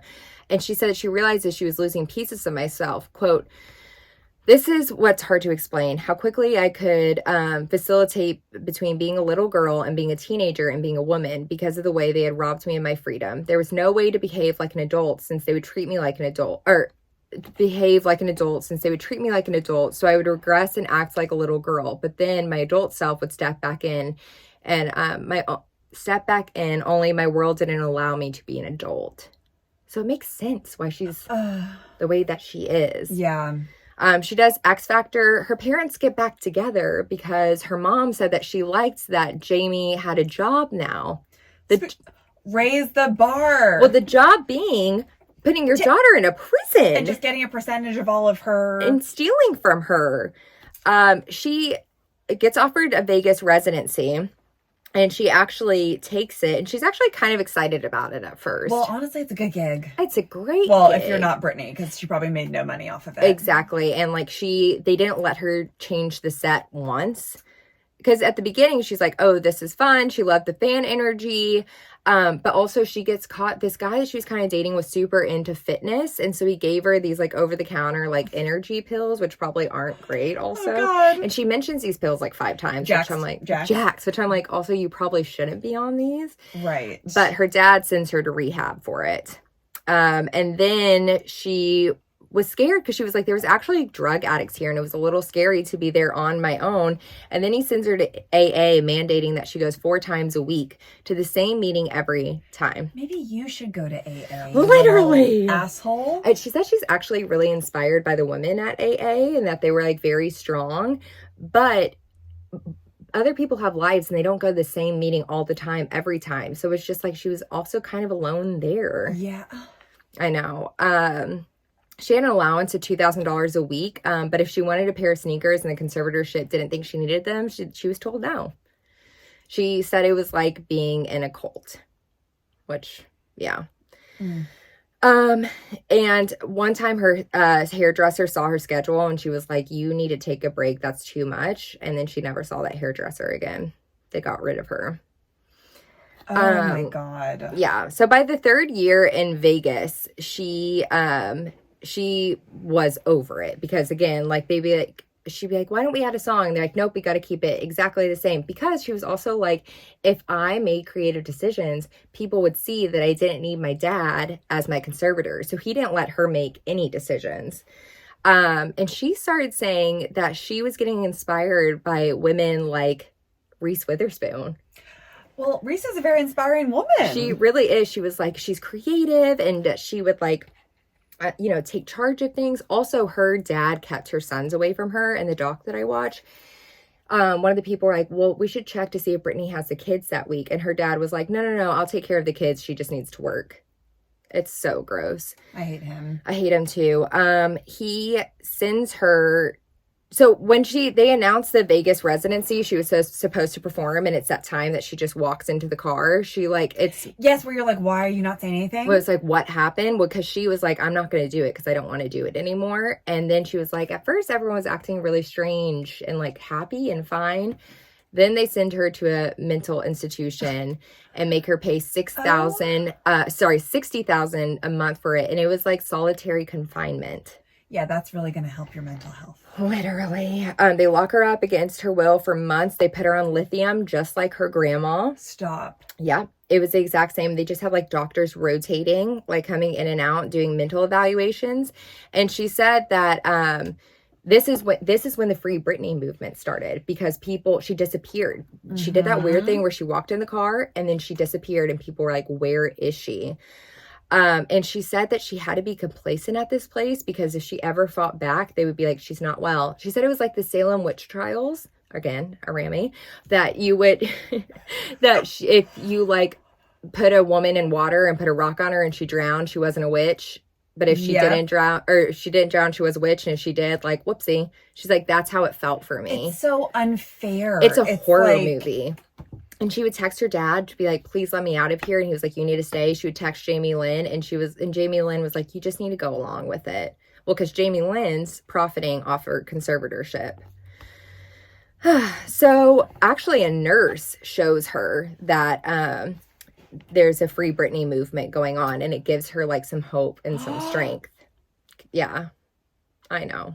That makes me so sad. Exactly. And so she finally gets out. Her family acts like nothing's happened and everything's good. Jamie Lynn starts trying to pitch her all these shows that they could do together. And Britney's literally like, what the fuck? In August, her dad gets in a huge fight with one of her sons, Sean Preston. Sean locks himself in a room and Jamie breaks down the door and shakes him.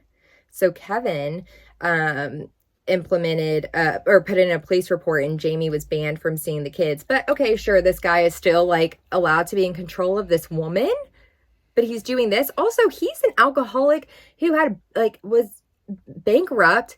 That's also, I don't know if I said this, he owed Lou Taylor, the owner of this company, $40,000. So that's also why they were involved with this conservatorship. Why is this man not being put away on lithium? In the words of Brittany Cartwright, rotten hell. Rotten hell. Jamie Spears. Rotten hell. So, okay.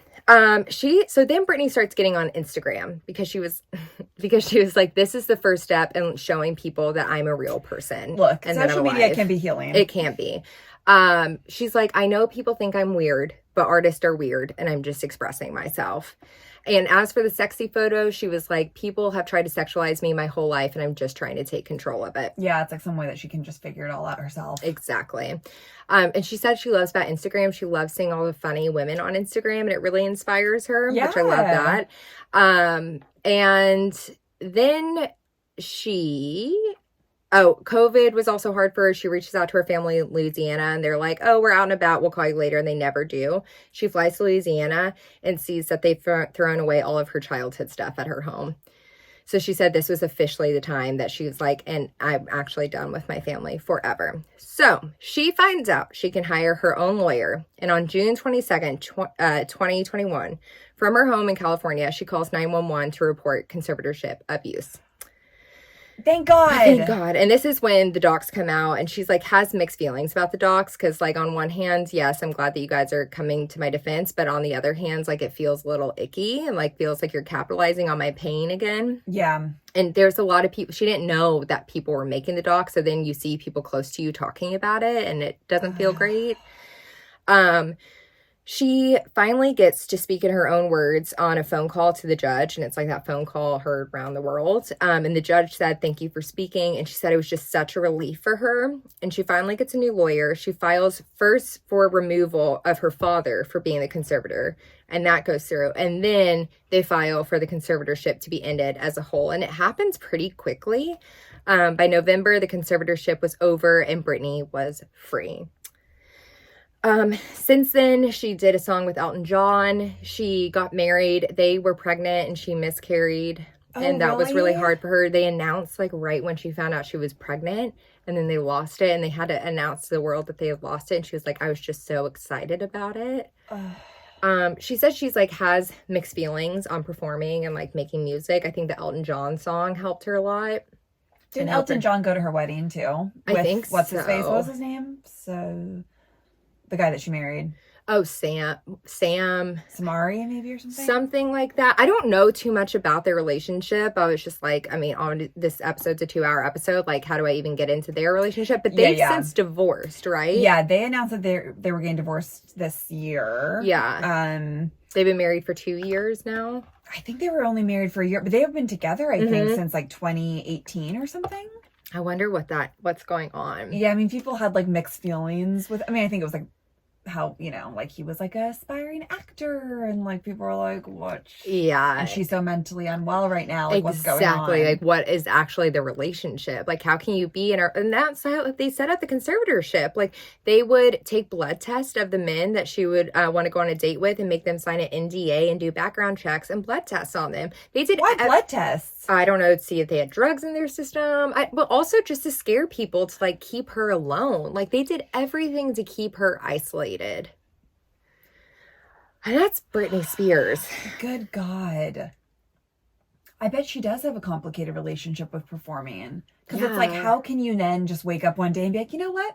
This is actually going to be like a beautiful, creative, positive experience for me. She said that there was a time that she was really happy, like in all of this towards the end, where she's taught a dance class.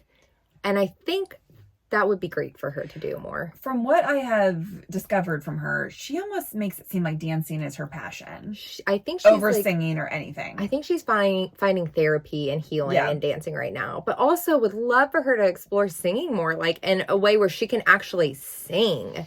Yeah, you don't have to do that little head, the nasally the little thing. Baby voice, like much like Jessica. Like we see these pop stars that they were like, you have to sing up here. It's weird. It's all the baby stuff. It is the baby stuff, because like her actual voice is like very deep and very like like truly. Exactly.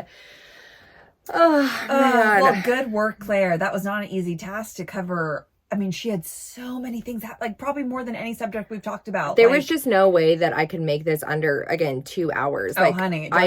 There's, what could I have left out on that point? No, I commend you, and I'm so glad that we finally talked about her, because we had been asked to do it for so long, and like, I really respect her, and I think she's such an amazing woman. I agree. I know she's been having some tough times, like with her sons too. I know Kevin and her 2 sons did an interview for an Australian thing, it was a TV interview, and they didn't speak very kindly of her. And to Kevin, I would like to say, like, that's the mother of your children. Yeah, make a choice, because when you're doing that, you are hurting your kids, and you are fucking them up, and you are making them actually resent you later in life, even if they're not, realizing that right now. And you're capitalizing on her career. Well, they also posted that video of her in the car. Did you see that? Yes. I remember thinking, I was like, it's not as bad as I feel like people are trying to make it out to be. It's basically her yelling at her sons, and everyone was like, oh my God, she's so unwell. And then when I looked at the comments, I was like, thank God. Because people were basically just being like, that's how I talk to my gross teenage sons all the time. Yes. They didn't have the nicest things to say about her. kids. The kids. And, you know. What did they say? Well, I can't remember. I think he was just like, well, she sent him a voicemail one time too, and was basically like, I've tried to give everything to you, because he was like, I pray she just gets better after this. And that's when Britney was like, I'm an atheist. Yeah. She's since said in this book that she's trying to find her faith in God again, but like, how could you believe in a God also, after all this happened to you? You don't need to find your faith in God again after all this. And who knows what Kevin Federline, like, I have space for them resenting her as well, but it's also like, I hope once they get older, they can realize that she didn't have a choice in any of this. She did the best she could with being trapped. And it was all for them. Oh, I know. So they don't talk anymore? I think that they talk. I think they're slowly mending their relationship right now. And you Britney fans will know more. And obviously we're all Britney fans, but there are people who are there. Like, when I see the Free Britney movement, I'm a little like, oh, wow. And then I was like, we would be there for Jessica. I was just going to say, I mean, yeah. I'm like, we might have to be there soon with her, because everyone's very concerned over Jessica. I'm concerned about all these poor women. I am too. And it's like, we just make it on them of like, you're crazy and you look so bad and you look so crazy. And it's like, you know who's crazy? Is us. Because we all did this. Not us, but like, we all did this to these women. Society. It's disgusting. So, Britney, we are here for you. We love you. Thank you for writing this book. Yes, thank you. Truly. And I'm glad that she finally got to speak her truth. And I hope she does the Oprah interview, which is a rumor. Oh my God, that would be amazing. But that would be amazing if she did it. Were you silent? Or were you silenced? She was silenced. She was absolutely silenced.